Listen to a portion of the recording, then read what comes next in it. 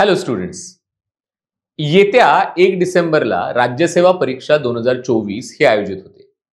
या परीक्षेच्या माध्यमातून या परीक्षांचं वेळापत्रक, या परीक्षांच्या तारखा आणि ही परीक्षा सतत पुढे जाणं, या सर्व माध्यमातून तुम्ही सर्व विद्यार्थी मित्रमैत्रिणींनी एकूणच पेशन्सची परीक्षा काय असते याचा अनुभव घेतलाय.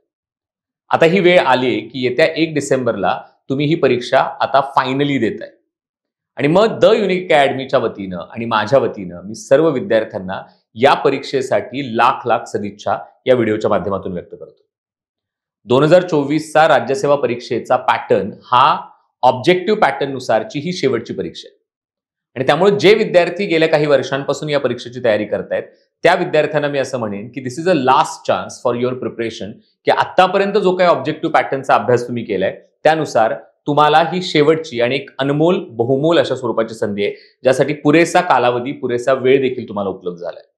त्यामुळे या सगळ्या वेळेचा तुम्ही निश्चितपणे उपयोग केला असेल याची मला खात्री आहे. परीक्षेच्या दिवशी जीएसचा पेपर असो किंवा सीसॅटचा पेपर असो, या दोन्ही पेपर करिता तुमचं कॉन्सन्ट्रेशन, तुमचा पीस ऑफ माइंड हा फार महत्वाचा आहे. ते जे 2-2 तासाचे 2 पेपर्स आहेत त्याच्यामध्ये तुम्ही तुमच्या आजपर्यंतच्या अभ्यासाला रिप्रोड्यूस करायचे.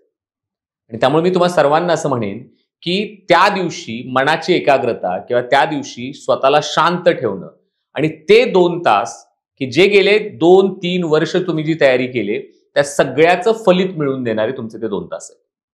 त्यामुळं बी हेल्दी, बी हॅपी, व्यवस्थित तुमचं जे काही नियोजन असेल त्या पेपरच्या संदर्भातलं ते व्यवस्थित करा. कोणत्याही प्रकारचा स्ट्रेस न बाळगता, कोणत्याही प्रकारचा ताण न येऊ देता हा अटेम्प्ट तुम्ही फोकस्ड वे मध्ये पुढे जाते अटेम्प्ट मध्ये. दुसऱ्या बाजूला मी असं म्हणेन की आफ्टर दॅट प्रिलिम जो मेन्सचा पॅटर्न आहे, ऑब्जेक्टिव्ह मेन्सचा पॅटर्न आहे, त्याची कसल्याही प्रकारची चिंता करू नका. गेली 10 वर्ष मी किंवा एकूणच द युनिक अकॅडमीच्या माध्यमातून ज्या वेगवेगळ्या प्रकारच्या बॅचेस, 1 इयर इंटिग्रेटेड बॅचेस आयोजित केल्या जात होत्या की ज्या ऑब्जेक्टिव्ह पॅटर्न नुसारच्या होत्या, त्या माध्यमातून एक प्रचंड मोठ्या प्रमाणातला रिसोर्स हा युनिक अकॅडमीकडे उपलब्ध आहे.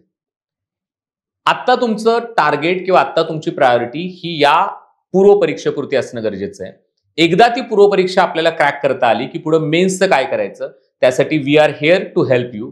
सो मी सर्वांना पुन्हा एकदा या परीक्षेसाठी सदिच्छा व्यक्त करेन. Thank you so much. Take care. All the best. Thank you.